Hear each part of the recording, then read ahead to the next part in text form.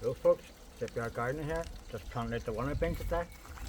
As you can see, we've cut down all the field beans, but we've left the roots in there, so keep some of the goodness in.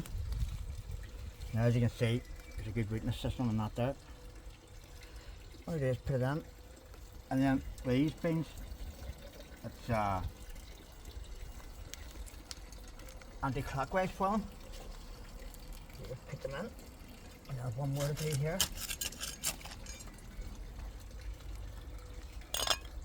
Like I said, good rooting system on it. And I'm going to give them a wee drink, but it's a warm day today. Now like I said, it's anti-clockwise. And then they will sort the rest of it all out themselves, so they will and turn themselves all around. As you can see, I've got some of the Brussels sprout, or not the Brussels sprouts, beetroot done. And I've also got some of the tomatoes planted. I'm going to give them all a wee drink now. So, Mr. Shipyard Gardener signing off. Hope you're all having a good day.